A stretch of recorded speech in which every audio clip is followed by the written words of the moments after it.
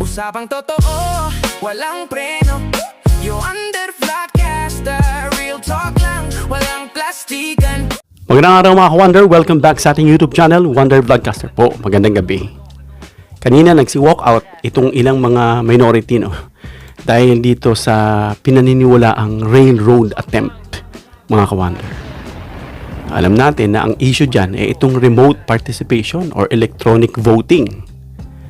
At yan nga po, itila minamadali nitong majority block na i-amendahan at payagan ang ganitong presensya ng ilang mga senador na makadalo sa pamamagitan ng online. May narinig pa tayo dyan na false majeure o yung mga national emergency na maaari daw gamitin ito.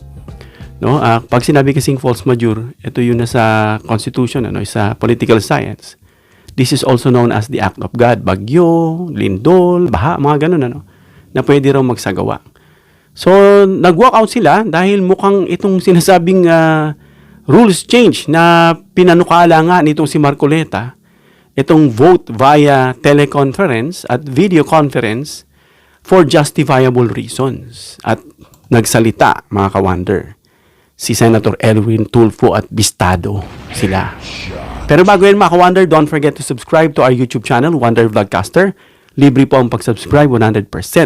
Pinutin niyo po ang subscribe button, lalabas po ang bell icon, piliin niyo po ang all. Marami pong salamat. So yun nga mga ka-Wonder. Etong balikan natin to. Sandali mga ka-Wonder, check natin yung volume. Yan. Kasi nakaraan, medyo mahina ang ating volume, dahil nagagalaw ko. Well, anyway, balik po tayo rin, na nagkaroon nga ng pagmamadali at dahil nagsi-walk out, yung iba sinasabi nitong si Marcoleta dahil baon mag-walk out sila, wala na tayong quorum.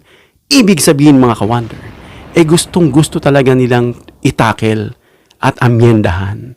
Para habang nanonood kami, kaming magkakasama, magkakaibigan, nakaupo kami, nanonood kami sa TV, pinanonood namin itong balita at napapanood namin sila.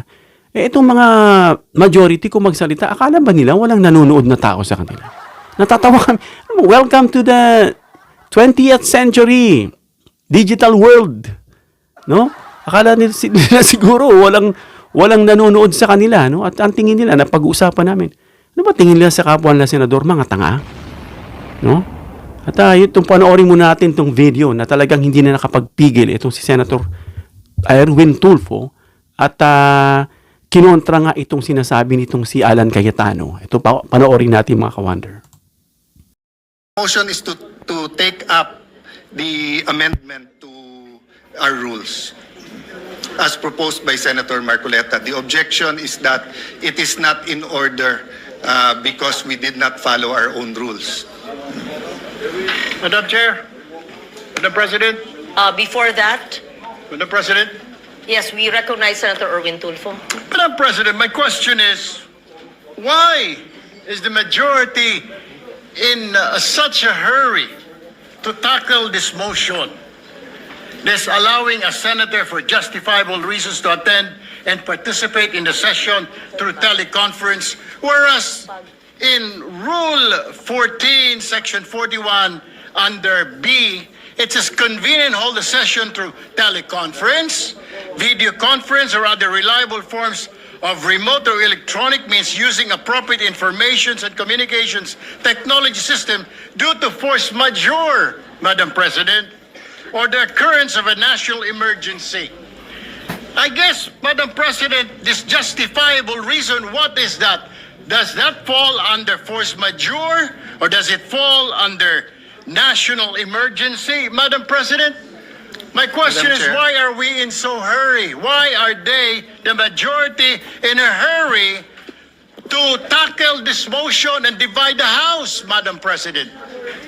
We need answers in the minority. Madam Chair. Or is it because, Madam Chair, they're in a hurry because of news reports that probably two of our colleagues might land in jail this weekend? Is that the reason why? Is that the reason why they have to have this inserted in Section 41C para makaboto po kung sino man yung makukulong dahil sa announcement ng ombudsman na may lalabas na po ang warrant ng ilan sa mga kasama natin, Madam President?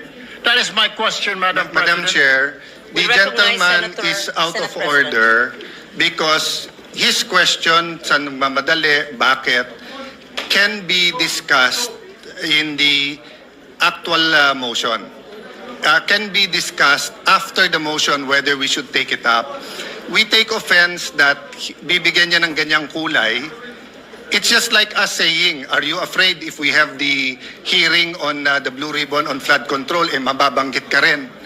You do not make that kind of statements here in the Senate because you assume good faith from everyone. That rule hindi minadali. May 11 pa ho yun. So, Madam Chair, I move that we divide the House. And the voting will be done via viva voce. Madam President, Minority Leader. I move to adjourn or a quorum call.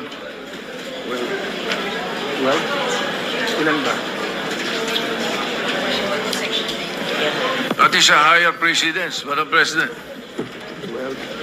So I only see the Minority Leader representing the minority. The others had left. Madam Chair, we will not object, but for the record, Yes. they scampered out and left the minority leader instead of discussing the rule. We are not even discussing the rule yet. And then, ganun na yung allegation nila. And no one from the minority stood up to say that out of order si Senator Erwin Tulfo. So we will not object, Madam Chair. In fact, we move that we adjourn till 5 p.m. Madam President, Monday. before that, Madam Before we President, adjourn. motion to adjourn is Senate not President. debatable. Akala ko ba magaling sa rules? We're not Parliamentary debating. inquiry. It's not We're not debatable. debating Madam minority President, Parliamentary inquiry, move to Madam adjourn. President. I'm We're not not debating, debating, Madam and we Chair. will indeed adjourn. Parliamentary inquiry. Yes, Senator Marcoleta. Nung pong nagsimulan tayo, Madam, meron po ba tayong quorum? We had a quorum. Yes. Yes, Madam. President. Kapag ka po ba nag-walkout ang minority, nawawala po yung quorum. Nagsimula po tayong may quorum. It doesn't matter if they walk out. Yes, I think we still have the quorum. Madam President, once there is a quorum call, you have to call the roll. Kahit na present lahat o kulang kanina o there was a motion to dispense, whatever that is.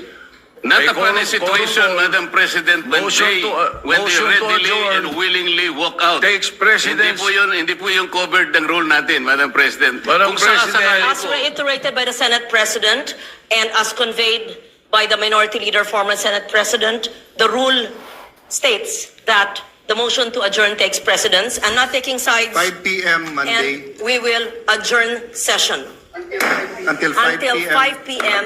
on Monday. So yan mga ka-wonder, no? Pasalamat dito kay Erwin Tulfo. Talagang tumayo siya at diniretsa niya itong majority mga ka-wonder. Talagang walang preno. No? Dahil ba may makukulong, nababalitang may makukulong na 2 senador? Kaya nagmamadali kayo. Why in a hurry? Why such in a hurry? No? Para amyendahan. At sabi pa nitong si Cayetano kay Legarda na out of order daw itong si Tulfo. No?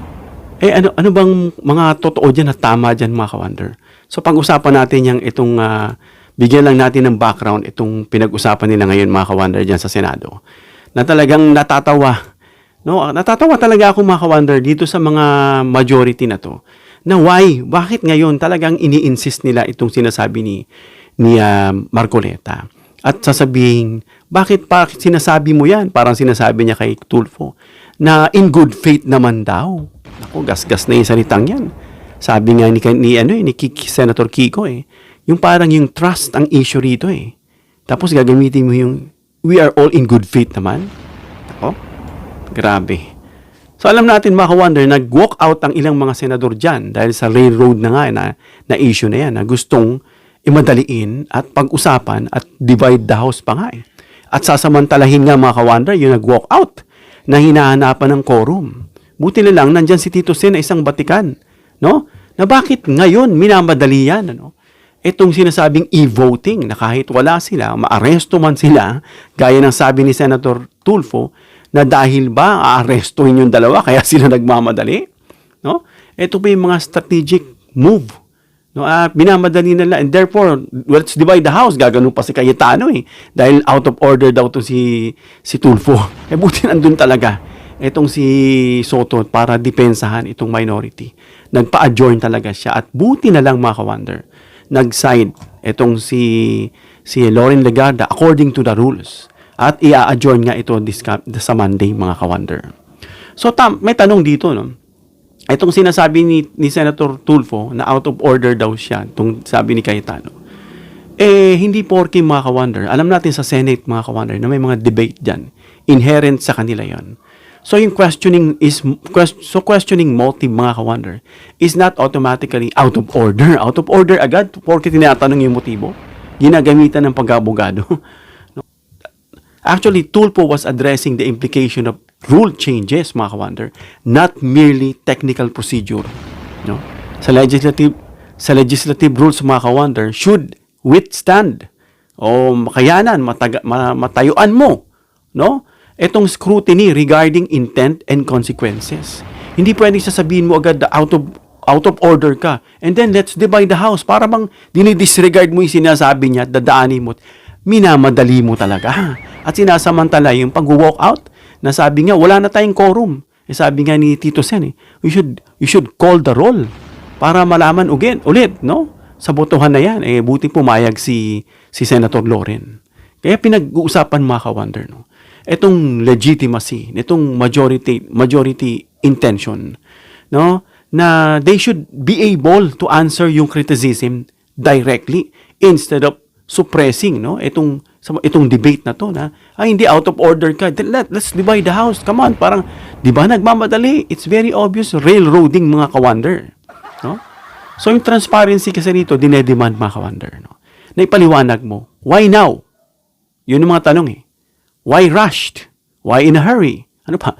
Why tied to force majeure? Yung provision ng specific political moment mga ka-wonder, no? Itong nakikita lang naman ng tao diyan, wala namang iba Itong impeachment angle. Then again, babalik at babalik diyan mga ka-wonder. Why this matters politically? No? Itong discussion pointers natin dito mga ka-wonder. Impeachment trials mga ka-wonder are decided by vote counting. No? Impeachment decision is a numbers game. Sabi nga ng ibang abogado. No? Every senator's presence matters. Hindi pwede yung wala ka, inaresto ka, kailangan i-approve natin tong online voting para at least hindi pa naman ako nasisintensya, inimbestigahan pa lang at wala ako, dapat makapaboto ako. No? Ano pa? Kasi itong remote voting can preserve majority control, ano? Even if physically attendance becomes difficult or political inconvenient. Dahil nga dun sa mga kinaharap nila. No, alam natin kinikriticize nga itong majority. Basahin niyo yung social media mga ka-wonder, lahat ng uri ng pang-insulto, panghahamak nandoon. Dahil ayon sa mga kritiko, they see this or they view this as an institutional engineering designed to lock in political advantage. Kaya nga sila pumuesto at inagaw nila kila Soto. So they can post themselves in an advantage situation or in advantageous situation. No? Yung concern dito mga ka-wonder, hindi naman talaga technology. Yung online gagamitin mo, hindi. Iba ang pinapapalooban yan mga ka-wonder. The concern mga ka-wonder here is selective procedural reform during a political charge period. Yun ang talagang concern doon. At yung sinasabi ni Cayetano rito na out of order ka, he was trying to silence Tulfo. Kasi wala nang sinabi si Tulfo dahil abogado yung nagsabi. No? That can appear defensive matter than transparency. Bakit hindi mo ipakita na transparent sa lahat at gusto mo talagang i-disregard na lang yun? At divide the house and discuss on the matter. No? Calling out Tulfo out of order. No? This may enforce suspicions. Magdududa, bakit? Kita ko nga Tawa kami ng tawa, nagmamadali itong mga to. Itong majority does not want motives examined publicly. Feeling nila, mga ka-wonder, wala tayo sa 20th century at napapanood natin, hindi natin sila napapanood. No? Dahil a healthy Senate should tolerate hard political questions. It's part, no, of being a senator. It's inherent sa kanilang mga ka-wonder. Especially mga ka-wonder when changing rules. Gusto nilang i-insert itong sinasabing Section C, no, na maapektuhan itong democratic accountability. Isa pa, tanong dyan mga ka-wonder, issue dyan, concern, itong broader democratic concerns. Questions ng mga magmumula sa publiko, no? Itong accountability. Like how secure and transparent would electronic voting be? No?